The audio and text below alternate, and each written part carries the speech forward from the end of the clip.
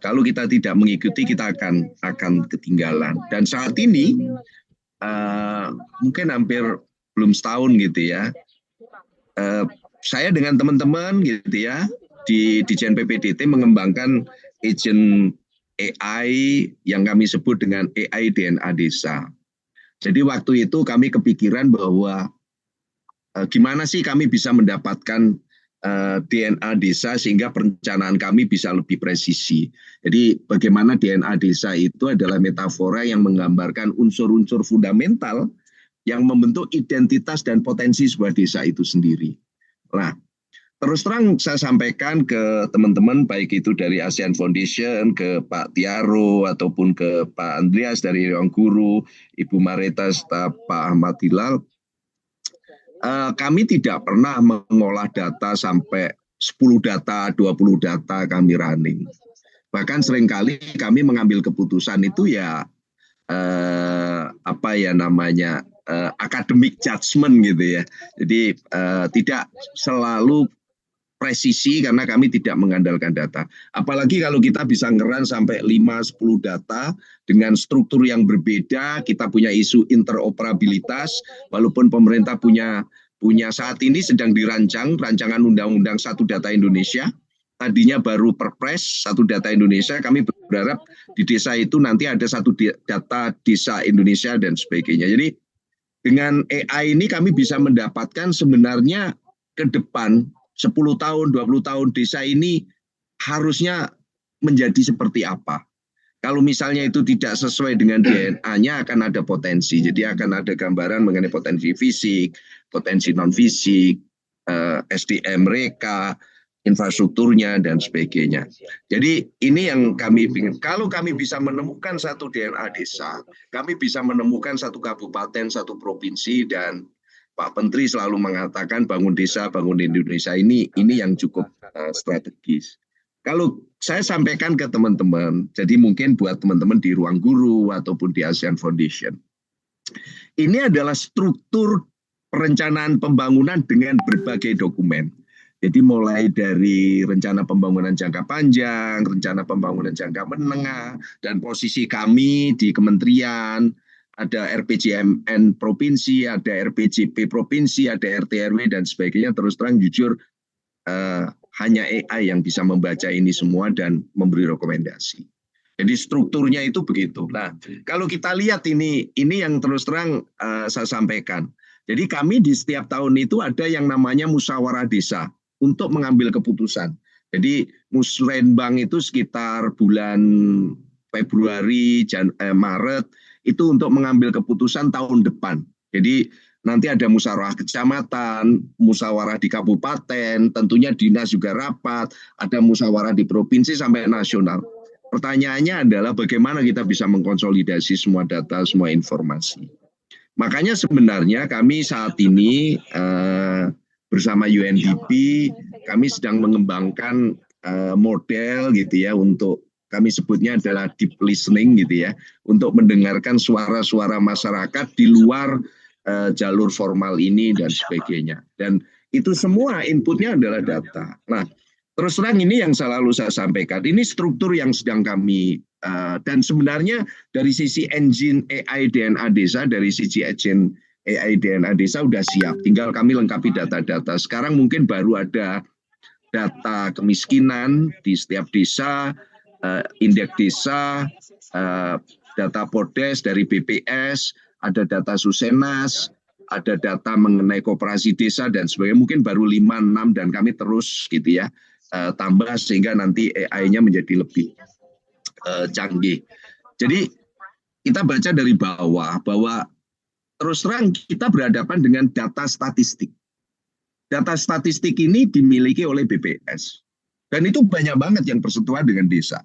Ada data dari kementerian. Ada 15 kementerian yang terkait dengan desa. Dan punya data masing-masing.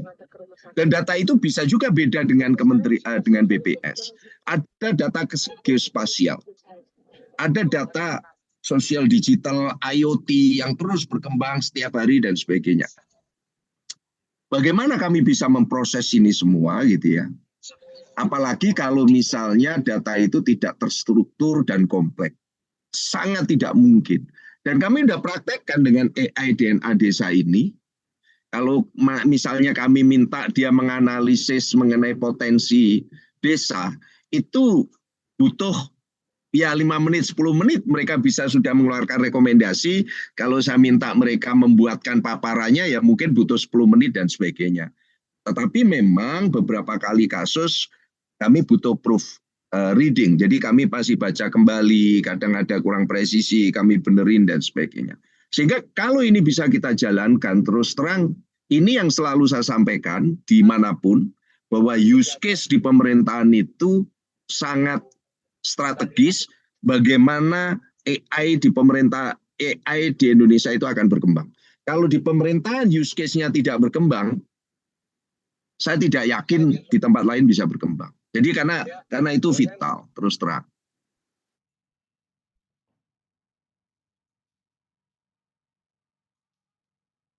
Gitu ya, di kementerian gitu kan.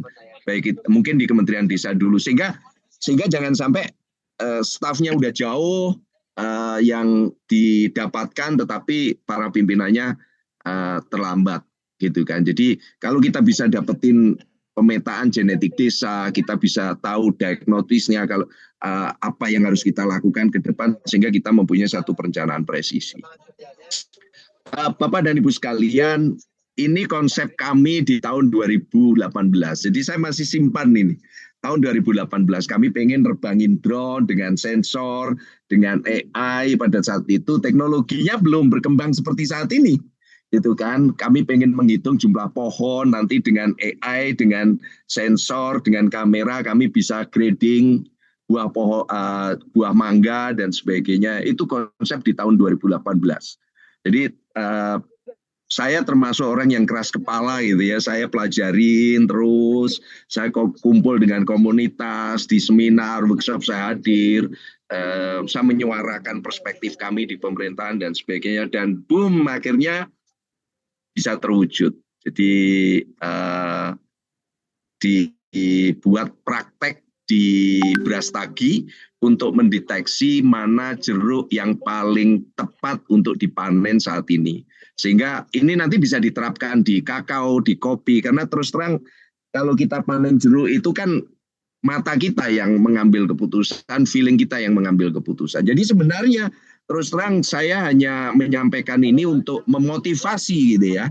Memotivasi teman-teman semua yang hadir baik online ataupun offline gitu ya, untuk bahwa kita udah waktunya gitu loh. Kalau kita nggak segera mulai ya kita hilang gitu kan. Ini yang selalu saya sampaikan pada teman-teman, dan jangan nengok kanan kiri. Kalau misalnya dia nggak mau belajar, jangan terpengaruh, jangan merasa bahwa asok gitu kan. Kalau kita di di pergaulan itu kan asok lu gitu kan, dan sebenarnya enggak. Dan saya terus menerus mendalami, saya ada beberapa tim gitu ya. Saat ini kami punya 3 tim yang memang terus menerus mendalami AI untuk bisa bagaimana use case di pemerintahan, termasuk nanti malam kami juga rapat lagi gitu ya dengan beberapa komunitas untuk bagaimana use case di pemerintahan. Sehingga ini ke depan harapannya adalah bahwa bagaimana kita bekerja di pemerintahan ini tidak ketinggalan. Jadi saya terus terang terima kasih banyak kepada ASEAN Foundation. Ada momentum bisa kumpul dengan teman-teman sehingga saya bisa menyampaikan gitu ya supaya teman-teman di pemerintahan ini semangat bahwa ada banyak hal yang sebenarnya ilmu baru yang perlu dipelajari, dan terus terang saya selalu pengen berbagi gitu ya. Jadi terima kasih banyak sekali lagi ke teman-teman di ASEAN Foundation. Terima kasih banyak di Ruang Guru, dukungan dari google.org, dan saya berharap teman-teman bisa terus mendalami